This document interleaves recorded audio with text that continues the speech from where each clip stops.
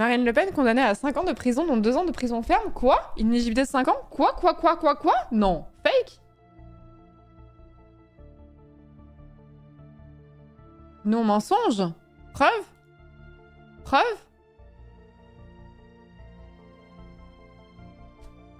Source ou fake? Actualité. Ah non, mais c'est requis! Oh! C'est pas condamné, c'est requis, ça n'a rien à voir! C'est les réquisitions, enfin, messieurs, dames. Messieurs, dames, il faut qu'on reprenne les bases. C'est les réquisitions, c'est ce qui est demandé. C'est pas ce qui va être... C'est pas la condamnation. Ça se peut, ce sera pas ça du tout. 5 ans de prison et une peine d'éligibilité requis à l'encontre de Marine Le Pen. Dans le cadre du procès des assistants parlementaires.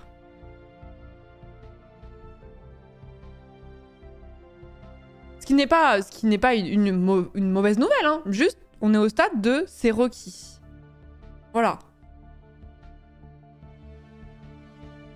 Pas de fausse joie SVP. Mais non, mais c'est vous, c'est la faute du chat. C'est la faute du chat, c'est la pire info de chat que j'ai lue sur cette chaîne, je crois. Attends, qui est la personne? Je crois que le message était mis en avant en plus. Attends.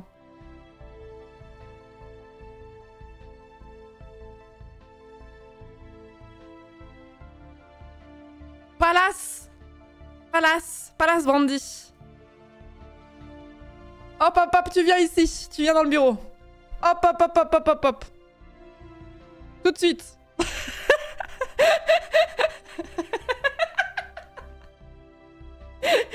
You are convoced. Je plaide coupable, Madame Droit.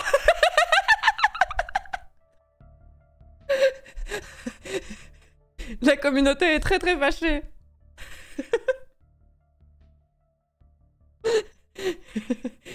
La lettre O, le chiffre 7.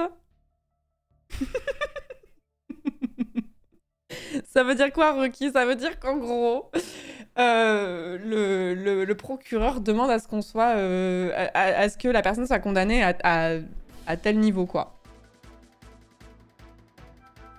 Voilà, c'est ce que demande... comment vous simplifiez ça au maximum? Ce que demande l'État, en fait. Enfin, réquisition, définition. T'as peut-être faire un truc moins...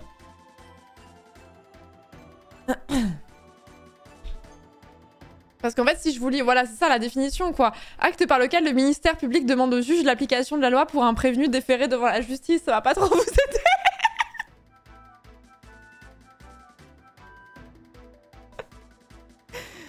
En gros, comment vous expliquer ça facilement?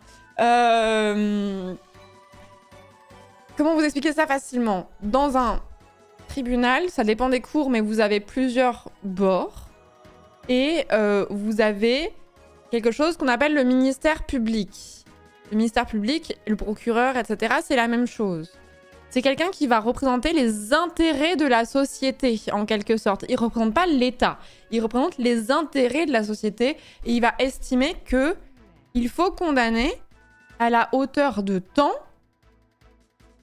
pour défendre les intérêts de la société en son ensemble. Quand je dis société, je parle pas d'entreprise, je parle on vit dans une société, voilà, cette société-là, vous voyez. Mais c'est pas lui qui décide. Lui il dit, moi, à mon avis, à mon humble avis, je pense que il faudrait, pour les intérêts de la saucisse, condamner à hauteur de temps. Voilà, c'est mon idée. Après, vous en faites ce que vous voulez, c'est mon idée. Voilà ce que je propose.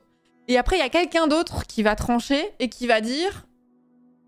Je prends compte de ce que tu as dit, mais on va pas faire ça. Ou au contraire, j'ai pris compte de ce que tu as dit et on va faire ça. Ou, encore, j'ai pris compte de ce que tu as dit et on va faire ça, mais pas complètement. On va faire un petit peu ça, mais on va faire mettre un petit peu aussi d'autres choses. Est-ce que c'est plus clair comme ça ou pas?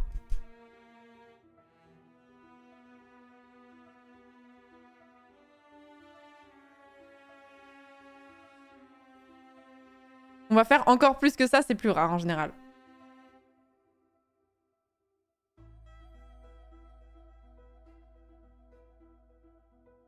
C'est vu et sans table, c'est ça? Non, mais en fait, les juges ne sont pas liés par ce qu'a dit le procureur. En fait, ça donne une inclinaison et tout ça qui... Voilà, mais... Mais du coup, quand les réquisitions, ce qui est demandé, ce qui est requis à l'égard de Marine Le Pen est plutôt élevé et plutôt peut être... C'est difficile à dire. Ça peut être plutôt un bon signal dans le sens où quand même la peine, elle est quand même assez lourde. Donc ça me paraît compliqué que ça aboutisse à zéro conséquence, tu vois. Mais ça veut pas forcément dire que c'est en l'état ce qui va effectivement, la condamnation va être à cette hauteur-là, quoi. C'est un peu inutile du coup. Non, pas du tout. Non, non, pas du tout.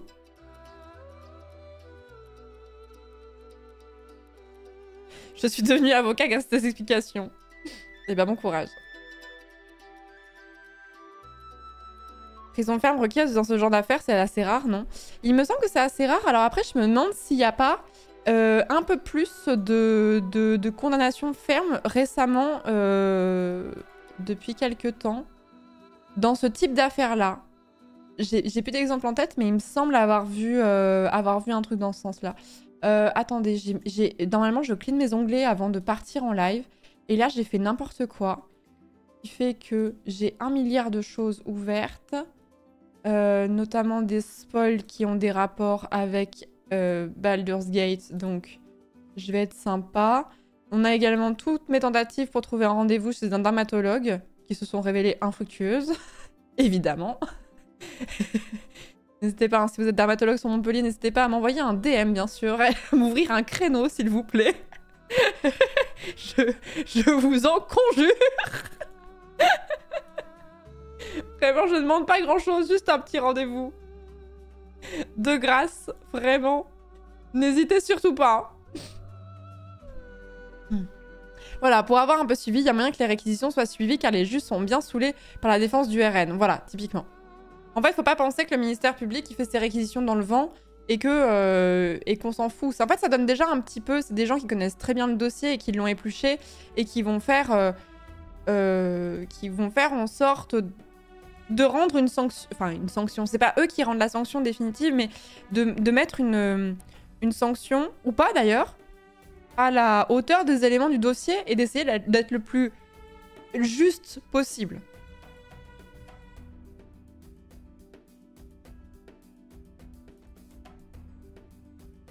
Rendez-vous chez un spécialiste en France en 2024 et puis quoi encore?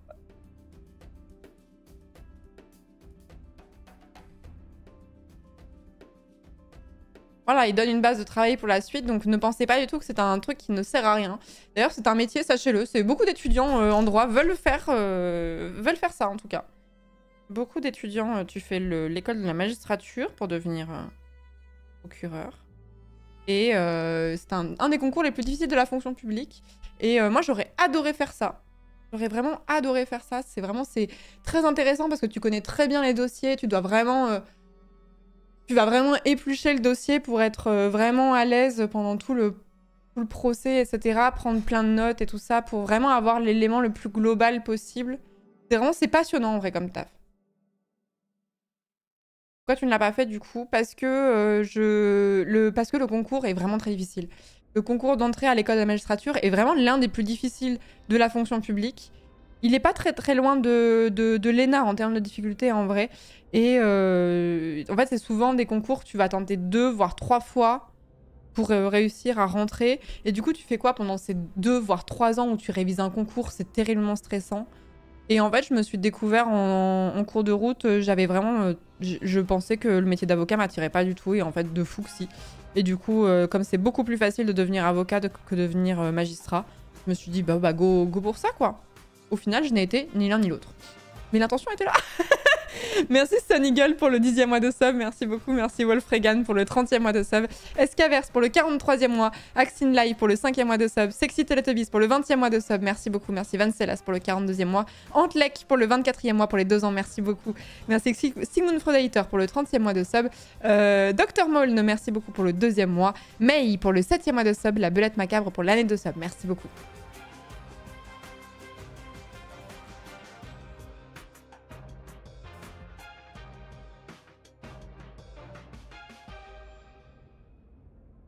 Il y a quand même droit, finalement, on y est un petit peu dans le nom. Ouais, c'est vrai.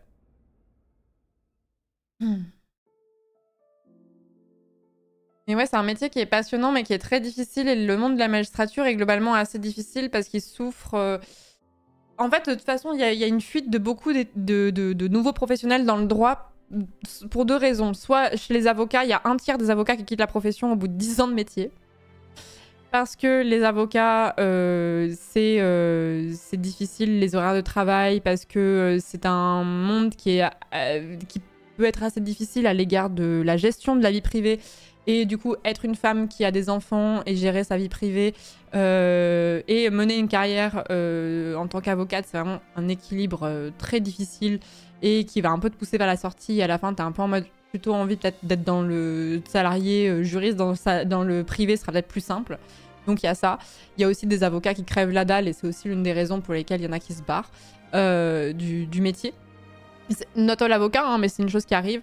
Pour tout ce qui est la magistrature, les greffiers, tout ça, il y a aussi une grosse fuite de personnes qui se barrent et qui arrêtent de faire ça pour des raisons complètement diverses. C'est que c'est le même problème que l'hôpital. C'est que les gens font des heures à rallonge, qu'ils n'ont pas de moyens, qu'ils sont dans des bureaux où l'eau tombe à travers le toit parce qu'il y a des trous et qu'on doit mettre des seaux en dessous. Enfin, on en est là quand même dans les tribunaux. Et ça, c'est un truc dont on parle. On le sait pour les hôpitaux, mais on ne sait pas à quel point dans les tribunaux, c'est exactement la même chose que dans les vieux hôpitaux comme ça, où les gens charbonnent, etc. Et du coup, s'arrêtent et se mettent en... Ils sont full burn-out parce qu'ils essaient de bien faire, mais en fait, on leur donne pas assez les moyens de faire bien les choses parce qu'on a tué ce service public. Voilà. Donc, on quitte ces métiers-là pour des raisons très différentes.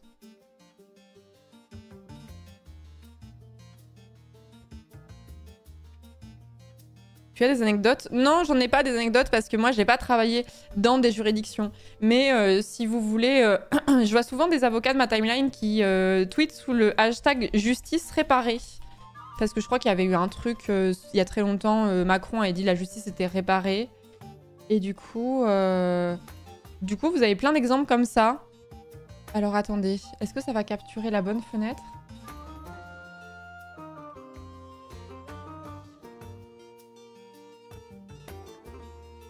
On va voir. Hein.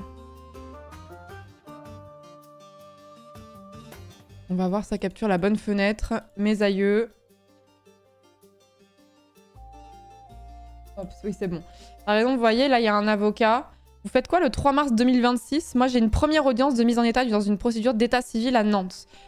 Hashtag justice réparée. Ça, par exemple, là, c'est tweeté le 4 novembre. Donc, ça veut dire qu'il y a plus d'1 an et demi d'attente pour une première audience de mise en état. Je rentre pas dans les détails, mais... Bref, un délai abusément long, quoi. Un délai abusément long. Bah là, vous avez des fuites, je pense.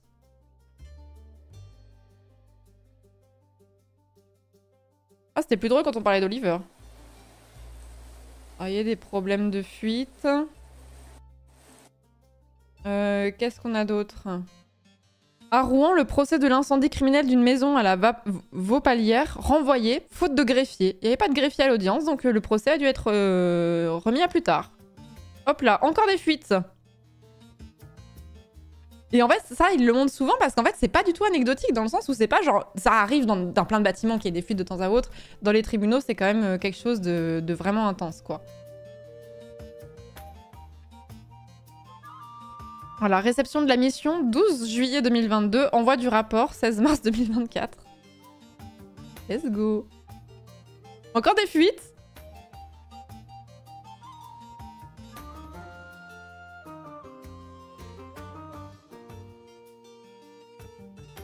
Je regarde d'autres choses.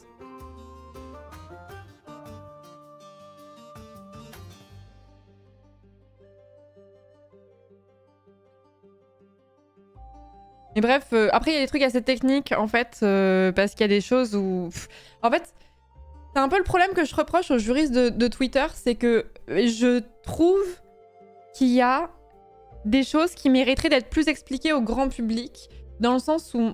Moi, j'ai fait du droit, donc il y a des choses où je vois de quoi ils parlent, mais je me dis, pour le grand public, ils se rendent pas compte de ce que c'est exactement, les termes employés et tout ça. Et en fait, ça dépend si tu tweets pour un cercle de confrères et de gens du même milieu que toi, ou si tu veux faire entendre ta cause auprès du grand public. Et du coup, je trouve que des fois, ça mériterait de faire des choses qui sont un petit peu plus claires pour que les gens se rendent compte que c'est très long, quoi. Vous voyez, par exemple, typiquement, ce tweet, no offense, Nathalie. Vraiment, no offense, tu n'es pas responsable, mais typiquement, ce tweet, Jugement 15 décembre 2020. Fixation CA Montpellier. Moi, je sais ce que ça veut dire. Mais la plupart des gens savent pas ce que ça veut dire. Fixation CA Montpellier 6 mars 2025. C'est la cour d'appel. Donc, en gros, ça veut dire qu'elle a eu son premier jugement le 15 décembre 2020. T'as un délai... Oh, j'ai oublié les juristes du chat. Je sais plus, c'est 15 jours ou un mois pour faire appel. En gros, tu as une première décision. Elle te convient pas. Tu peux faire appel et t'as un délai de 15 jours. Je confonds avec le pourvoi en cassation qui est plus long ou plus court, je sais plus. C'est pour ça que j'ai un doute. Mais bref, un délai assez court. Donc, on sait assez rapidement que tu veux faire un appel de ta décision. Et du coup, on pourrait fixer une date un peu plus rapide. C'est normal que t'aies pas une décision d'appel pour 3 semaines plus tard. Mais que ce soit littéralement 4 ans et demi plus tard, là, c'est très grave, quoi. C'est peut-être 10 jours pour faire appel. Oh, la honte, je me souviens plus. Délai, appel, décision première instance. C'est 10 jours, ouais. 10 jours. T'as 10 jours pour faire appel de ta décision après le rendu. Et après, délai pour pourvoi en cassation. C'est 2 mois. Ah bon? Ah ouais.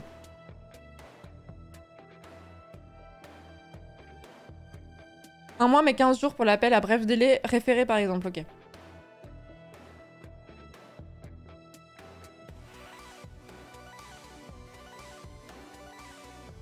Bref, voilà. Donc, je sais pas pourquoi on a commencé à parler de ça. Je sais plus. Mais si je vous disais que procureur, c'était trop bien comme métier, c'était ça le départ. Parce que Le Pen, on parlait de l'info de chat de Le Pen. Procureur, c'est un métier qui est excessivement stimulant intellectuellement, c'est dans le service public aussi, donc t'as l'impression de faire avancer les choses, mais que on a tellement provoqué une casse du service public, et pas que les hôpitaux, et pas que les écoles, mais aussi la justice, que du coup, il y a plein de gens qui quittent la profession parce qu'ils en peuvent plus, et parce que ça leur coûte trop en termes de santé, en termes de vie privée, que de se sacrifier pour le service public, en fait. Des gens qui comptent pas leurs heures et tout ça. Et en fait, c'est pas... S'il y a des délais aussi longs pour les audiences, c'est pas que les gens ont pas envie de bosser, c'est juste qu'il n'y a pas assez de juges, qu'il n'y a pas assez de greffiers, qu'il n'y a pas assez de toutes ces petites mains de la justice qui appartiennent au service public, en fait. Voilà. Et ce qui est très dommage, c'est que ça, c'est un discours dont on entend un petit peu parler, mais je pense que les gens ont vraiment pas l'image à quel point... En fait, tout le monde sait à quel point l'hôpital est dans un état désastreux, mais la justice, c'est pareil, et genre, les gens le savent pas spécialement.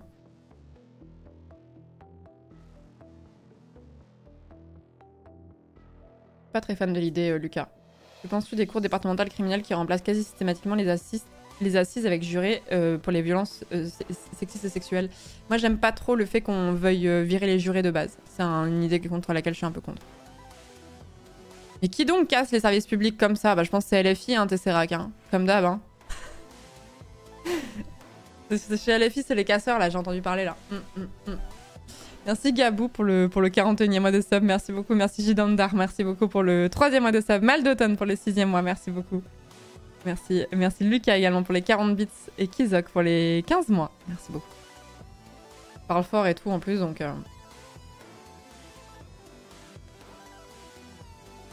Et est-ce que la criminalité a augmenté qu'il pourrait rajouter du travail? La criminalité n'a pas tant augmenté que ça en réalité. En fait, ça dépend. En fait, on en a parlé il n'y a pas si longtemps.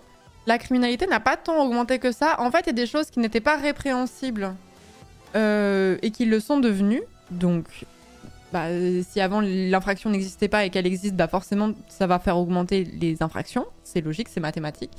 Il y a des choses qui font que les gens osent peut-être plus aller en justice, notamment dans le cas de violences conjugales ou de violences sexistes et sexuelles. Et en fait, c'est pas qu'elles n'existaient pas avant, c'est juste que les gens ne portaient pas plainte, et ils ne portent toujours pas spécialement plainte, mais un peu plus qu'avant. Donc on a l'impression qu'il peut y avoir une augmentation de la criminalité, alors que factuellement, c'est pas si vrai, ça dépend des catégories, parce que je crois J'ai un doute de ça. Je crois qu'il y a une augmentation du nombre de cambriolages, globalement. Mais qu'il y a d'autres infractions qui baissent terriblement, quoi.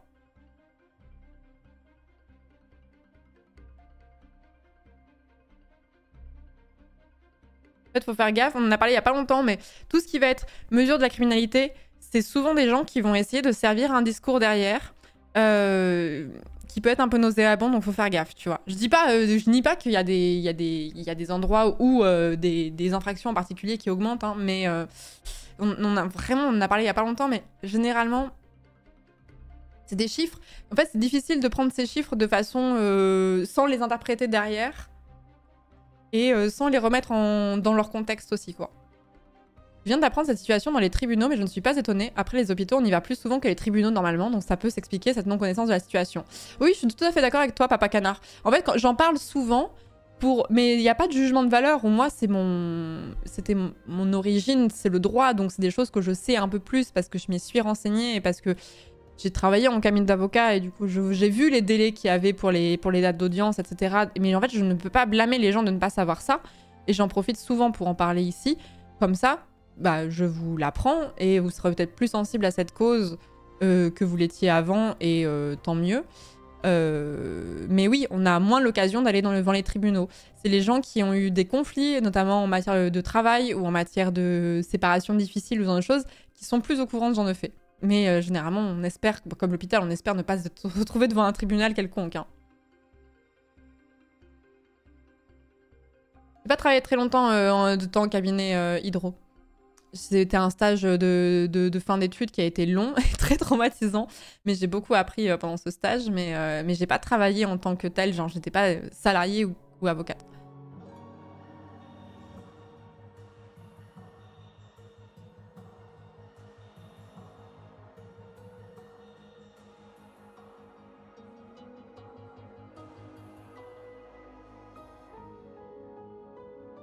J'aime trop cette musique. Incroyable. Unique.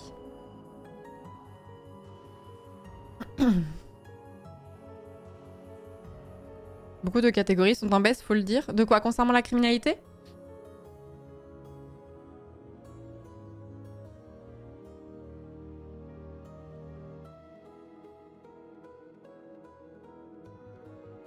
Il me semble que c'est ça, Lucas, effectivement. Je crois que sur les délits, c'est moins d'atteinte sur personne, mais plus de délits sur les biens. Il me semble effectivement qu'il y a ça. Il me semble en effet, mais l'évolution de... En fait, qu'est-ce que ça veut dire? En fait, le taux de criminalité, les gens assimilent taux de criminalité et taux de délinquance. Sauf que c'est quand même des choses différentes. Le taux de criminalité, ça mesure les crimes qui sont commis. Les crimes, ce sont quand même les choses les plus violentes qui sont catégorisées comme crimes. Ça va être les attentats, les atteintes à la personne du type les meurtres, etc. Ça va être les viols, ça va être beaucoup de choses. Enfin, beaucoup de choses. Il n'y a pas tant de choses dans les crimes que ça. Le taux de délinquance fait rentrer beaucoup plus de choses, d'infractions qui sont moindres, qui ne relèvent pas de la cour d'assises, notamment.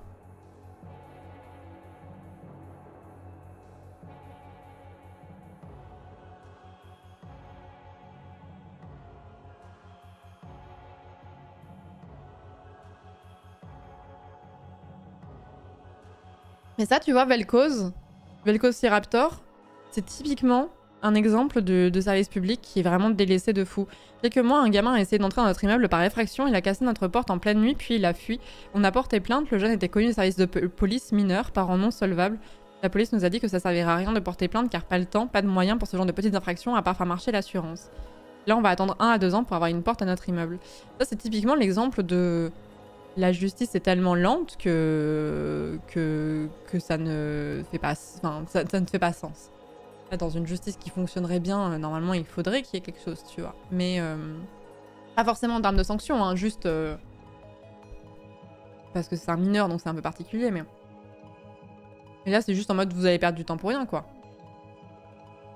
Non solvable, ça veut dire que les parents ne peuvent pas payer. Dans le sens où il doit être dans une famille pauvre et du coup, les parents ne peuvent pas réparer la bêtise de leur enfant, on va dire. Et comme la protection de l'enfance est en état catastrophique aussi, ben voilà.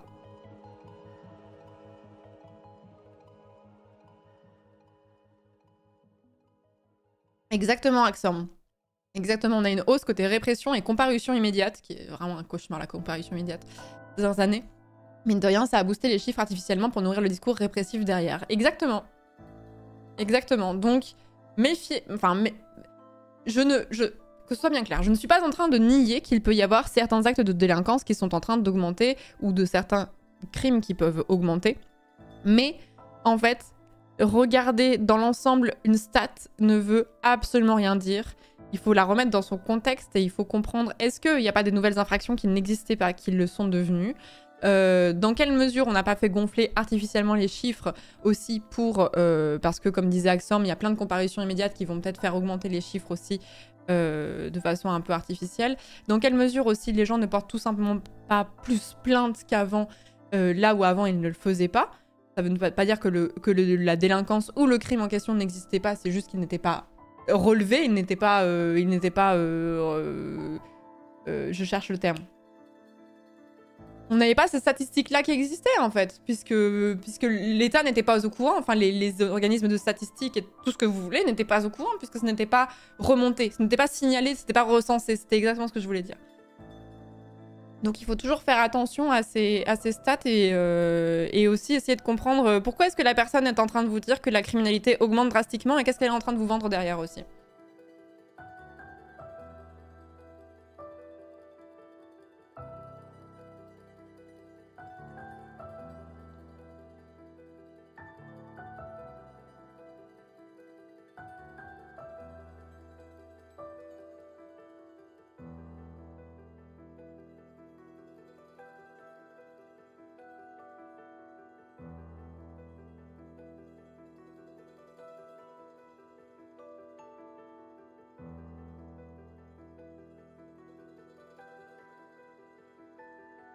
Les comparaisons immédiates avec des jeunes ados qui ont pris de la prison ferme parce que mauvais endroit au mauvais moment.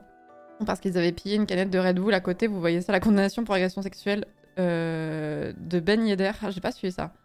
Footballeur pro qui s'en sort avec des sursis.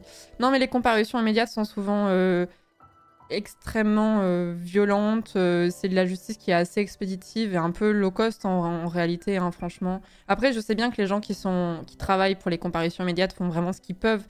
Mais en fait, c'est vraiment dû à la chaîne. Et il n'y a rien de plus triste que d'aller voir des auditions, d'aller voir des comparutions immédiates. Franchement, je suis déjà allée dans des tribunaux correctionnels pour aller voir des comparutions immédiates. Franchement, je crois que j'ai rarement vu des choses plus tristes que ça. Vraiment, c'est à la chaîne. Et en fait, c'est vraiment, tu as commis une infraction. En fait, elle répond à un besoin du public. Et en fait, pour moi, c'est un truc un peu démagogue. Dans le sens où tu commets une infraction, on va te serrer tout de suite, on va te prendre, tu vas être en garde à vue ou ce genre de choses. Comparution immédiate, paf.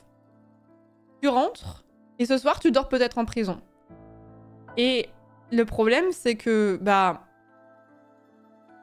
On va pas rentrer dans le débat de la prison et tout, quel but elle doit poursuivre, est-ce qu'il faut pas la repenser, etc. Parce qu'on a déjà eu cette discussion il y a pas longtemps et elle est compliquée. Mais... est-ce qu'on a vraiment le temps de rendre compte d'une situation en l'espace de 20 minutes? Parce que derrière quelqu'un qui va, je sais pas, faire du trafic de drogue un peu light, hein, je parle pas d'un chef de cartel, hein, je parle, voilà. C'est quoi l'histoire qu'il y a derrière, en fait, tu vois? Derrière quelqu'un qui a tiré je ne sais quel truc de valeur. Qu'est-ce qu'il y a comme histoire derrière? Est-ce que c'est vraiment penser qu'il y a de la malveillance pure? C'est un peu réducteur de penser ça, tu vois. Parce que c'est vraiment pertinent que le petit vendeur de shit, il se mange du ferme direct parce qu'il a été surpris en train de vendre. Il est parti en garde à vue, il a enchaîné sur une comparution immédiate et ce soir, il dort en prison, tu vois.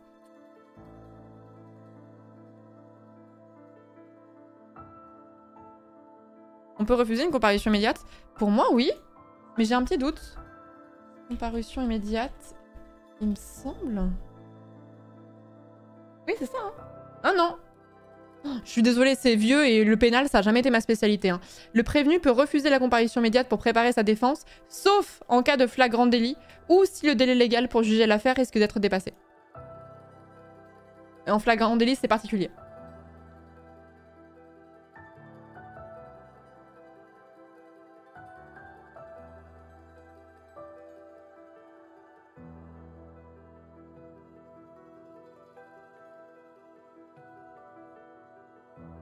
Il a joué, il a perdu, tant pis. Mais ça marche, enfin, ça marche pas comme ça. Heureusement que les magistrats, ils disent pas et t'as joué, t'as perdu, basta. Enfin, c'est vraiment, c'est on piétine le droit de fou en fait en faisant ça. Ça marche pas comme ça.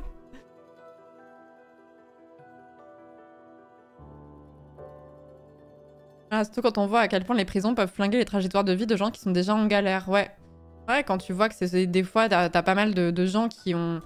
Moi, c'était un truc qui m'avait le plus choqué quand j'étais allée quand j'étais allée en comparution immédiate. Je ne suis pas allée en comparution immédiate, j'ai assisté à des audiences où il y avait de la comparution immédiate. Et il y avait un truc qui m'avait choqué, c'était le nombre de personnes qui venaient de placements, de foyers, etc. Où, en gros, c'est des enfants qui ont été retirés à leurs parents sur décision administrative parce qu'il y avait des violences qui étaient avérées. Et les violences sont quand même suffisamment graves pour qu'on place l'enfant à l'extérieur de sa famille. Donc, c'est quand même... On n'est pas sur des trucs qui sont anecdotiques, hein. Et en fait, après, bah, tu vois ces gens-là qui... Pas tous, mais t'en as plein qui vont comparaître de façon immédiate devant les tribunaux et tu te dis, bah ouais, mais c'est pas la faute de... C'est pas la faute de la SE qui a été défaillante, dans le sens où... Il y a des gens qui sont défaillants, mais ça manque de moyens. Mais créer un parcours de vie qui est tellement chaotique que je peux pas... C'est impossible de me dire, bah t'as voulu jouer, t'as perdu. Pas possible, je suis en mode non, t'as pas voulu jouer, t'es juste parti avec le moins de chances dans ta vie possible, t'as une pile de chances possible entre être l'enfant de, j'allais dire d'Elon Musk, mais très mauvais choix parce que tu tires pas, tu gagnes pas au change d'être l'enfant d'Elon Musk, mais entre être dans une famille très riche, aimante, qui a ses défauts, etc., mais aimante, qui a un accès aux soins, un accès à de l'éducation et tout, facilité, tout ce que tu veux, versus un gamin qui est parti avec 0 de luck, quoi. Hein. 0 stat en luck, hein.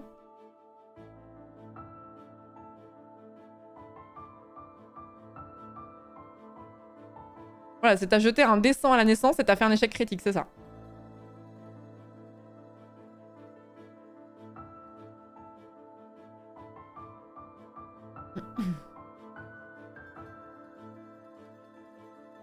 Je me souviendrai toujours... Oula, putain, non, t'es mauvais. Vous voulez pas que je raconte l'anecdote d'Oliver? C'était meilleur mood quand même, hein.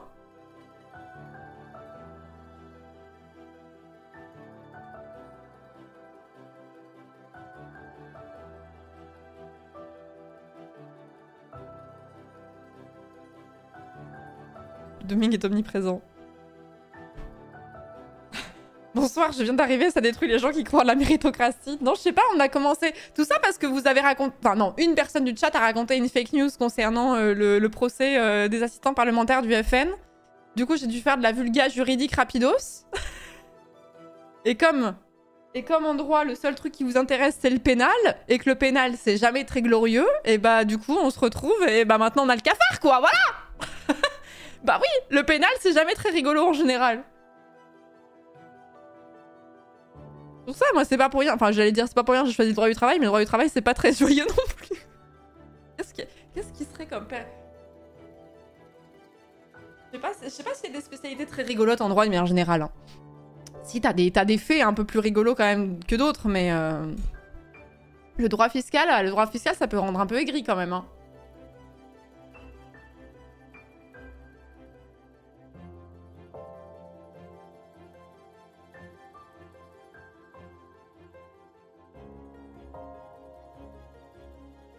Tu nous as jamais parlé du code des assurances, ça nous se trouve, on adorerait. Putain, j'aimerais trop vous faire un live. Petite vulgarisation du CGI, là. Allez, on est parti. Ah là, vous allez être PTDR, je vous le dis tout de suite. Vous allez être PTDR, tenez-vous bien. Allez, on est parti. Petite vulgarisation. Accrochez-vous. Il y a des notes, hein, il y a une interro à la fin. Hein. Alors, article 92 du CGI, dans le chapitre définition des bénéfices imposables, sont considérés comme provenant de l'exercice d'une profession non commerciale ou comme revenus assimilés aux bénéfices non commerciaux, les bénéfices des professions libérales, des charges et offices dont les titulaires n'ont pas la qualité de commerçant et de toute occupation, exploitation lucrative et source de profit, ne se rattachant pas à une autre catégorie de bénéfices ou de revenus. C'est limpide, hein. Si vous n'avez pas compris, par contre, je suis désolée, mais il va falloir qu'on avance un petit peu parce que là, c'est vraiment la base, en fait. C'est juste la base. Ces bénéfices comprennent notamment 1. Les produits des opérations de bourse effectuées dans des conditions analogues à celles qui caractérisent une activité exercée par une personne se livrant à titre professionnel à ce type d'opération. Petit 1 bis. Les produits des opérations d'achat, de vente et d'échange d'actifs numériques effectués dans les conditions analogues à celles qui caractérisent une activité exercée par une personne se livrant à titre professionnel à ce type d'opération. C'est trivial, hein. C'est trivial. 2. Les produits droits d'auteur perçus par les écrivains ou compositeurs et par leurs héritiers ou légataires. 3. Les produits perçus par les inventeurs au titre soit de la succession de licences d'exploitation de leurs brevets, soit de la cession ou concession des marques de produits et de services procédés aux formules de fabrication. 4. Les remises allouées par la vente de tabac fabriqué. Eh, c'est un bon donation goal, ça, je suis en train de penser. Un exercice d'élocution où tu es censé lire le code du général des impôts, donc le fameux CGI. Et à chaque fois, je fourche. Je donne 10 balles.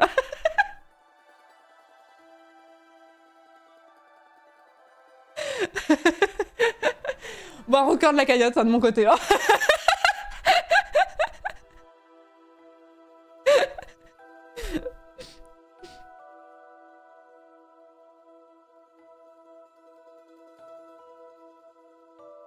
Et la cagnotte attend ce soir 12 millions chez Florence. Je suis ruinée.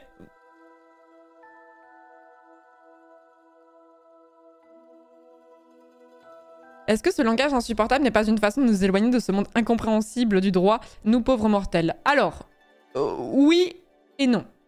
Non, parce que le code, surtout le code général des impôts, qui est quand même très particulier et très spécifique, c'est un outil professionnel. Et de la même façon que on ne reproche pas à une revue scientifique, à un papier scientifique, d'utiliser des termes techniques, bah, en fait, les codes, enfin les textes de loi, c'est notre matière à nous, juristes, en fait, pour s'exprimer. Et il faut utiliser des termes précis et pas des termes alambiqués, sinon ça fait rentrer tout un tas de situations soumises à interprétation et du coup une justice qui peut être à plusieurs vitesses différentes. Oui, la justice est à plusieurs vitesses déjà de base, mais on en rajoute une couche. Vous voyez? C'est des termes techniques. C'est des termes techniques destinés à des professionnels, donc c'est aussi logique que les professionnels doivent savoir de quoi ils parlent précisément. Par contre, je suis d'accord avec vous qu'il y a aussi des choses qui pourraient être améliorées, pas forcément en termes de texte, mais dans quelle mesure est-ce qu'on pourrait imaginer une vulgarisation qui est plus efficace et dans laquelle on met plus d'énergie pour que les gens connaissent mieux leurs droits, comprennent mieux le droit en général et plus facilement réponse à leurs questions. Le site servicepublic.fr est plutôt bien foutu de ce côté-là. Il est plutôt bien foutu de ce côté-là. Il y a pas mal de choses qui sont expliquées, même si ça peut être un petit peu parcellaire. Mais Vie publique, pardon. Vie publique, pas service public. Vie publique, c'est un site qui explique pas mal de choses de façon un petit peu vulgarisée et c'est pas mal. Mais oui, il y a des termes qui sont pas faits pour inclure, on va dire.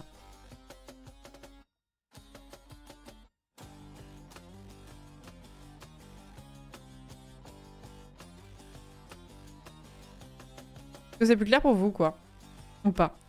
Il y a une jolie vidéo de Lanterne Cosmique qui s'appelle « Le système solaire expliqué avec des mots simples » qui permet de bien comprendre pourquoi on utilise des mots compliqués. Ouais, exactement. Mais en fait, toute spécialité, je ne sais pas quel est votre métier, mais peu importe votre métier, vous avez un langage technique et des acronymes que seuls les gens de votre métier comprennent. Moi, je pense... Enfin, vous le savez parce qu'on l'a répété plein de fois, mais moi, je vais dire DA... Théo, qu'est-ce qu'on a d'autre? J'en sais rien. C'est des mots que j'utilise tout le temps. La plupart des gens ne savent pas de quoi je parle, tu vois. Bon, vous le savez, mais parce que vous suivez beaucoup Twitch, mais... Aou, pourquoi vous avez tous fait graou? Qu'est-ce que j'ai dit qui a déclenché le graou général?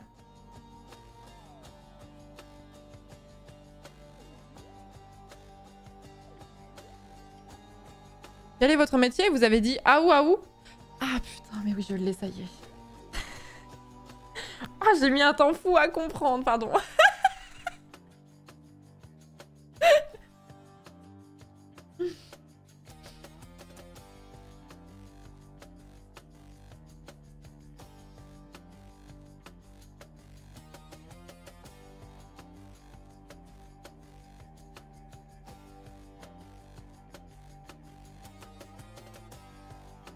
T'as absolument pas la rêve, c'est terrible, c'est par rapport à la cassée.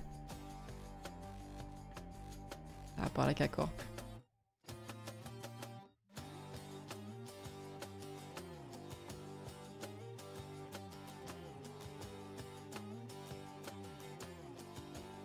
Par rapport à 300? Ah bon? Mais moi j'ai pas vu le film 300. Oui mais il a cassé, il a repris. Désolée, j'ai pas de culture de film. Comment ça t'as pas vu 300? Bah je sais pas comment vous le dire, j'ai pas vu 300. J'ai pas vu les 299 d'avant, putain Chroma. Pourquoi ce serait pas la K-Corp qui a inspiré le film 300? D'abord.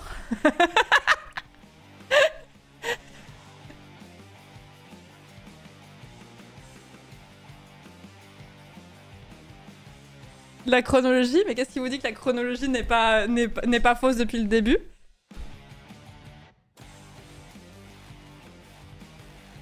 Qu'est-ce qui vous dit que le film 300 est vraiment sorti en 2006?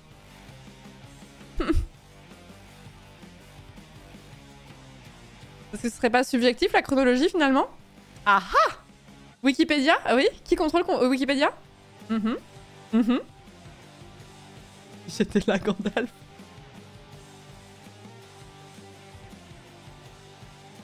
Ah, je suis à l'ère de la post-vérité, moi.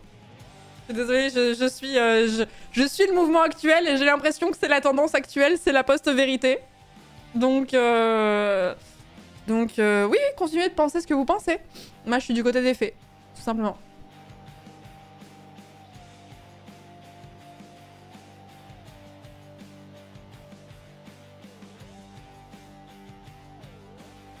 Le film 300, non, je l'ai pas vu, hein.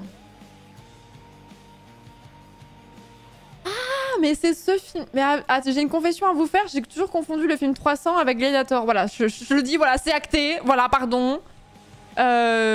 Ok. C'est Vici Sparta, c'est 300 en fait.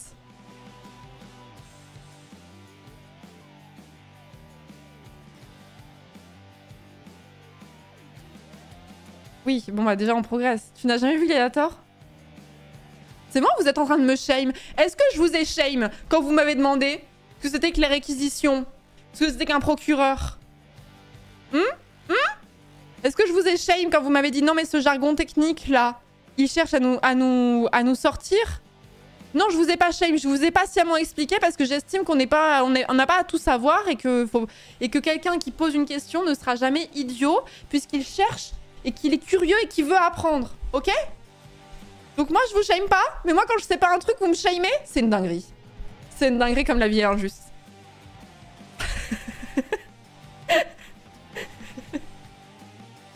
Ça fait 1 heure que je vous explique patiemment des trucs que vous savez pas, et là le truc que je sais pas, bah vous moquez, c'est tout. Tu nous shames tous les jours.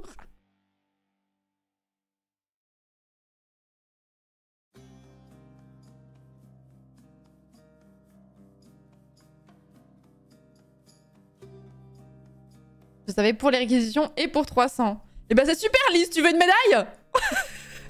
Oh! Bon! On passe sur Elden Ring puisque c'est comme ça.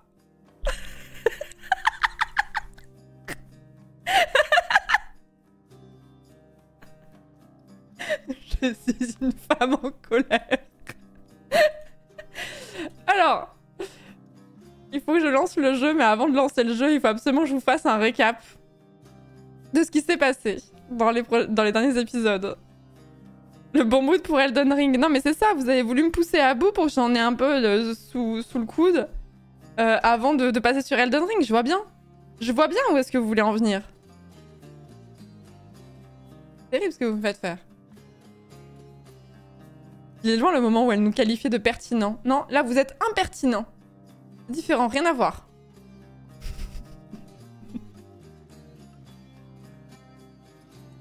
Et toc.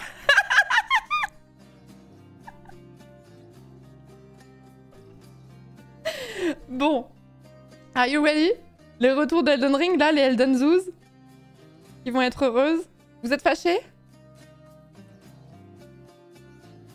Parce que si vous êtes vraiment très très fâchés, on fait grève?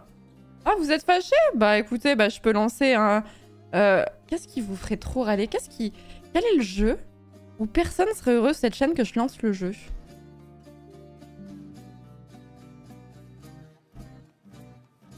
Le jeu où vraiment personne veut que je lance ce jeu. Baldur's Gate 3, non, c'est faux, vous mentez.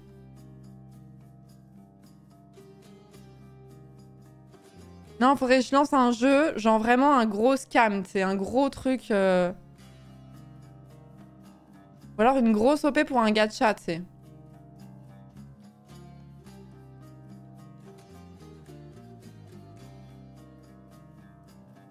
Stump Simulator, tu incarnes une souche d'arbre. Ok, je prends note. Bon, on va lancer ça alors, je pense. Hein. Je vais vous menacer. Bon. Non, mais arrêtez de bouder, hein, parce que sinon, on va lancer le jeu de simulation de souche d'arbre.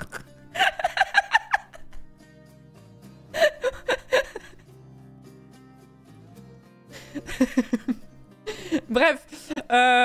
Bon. Attendez, je reprends. Juste un tout petit truc. Tac.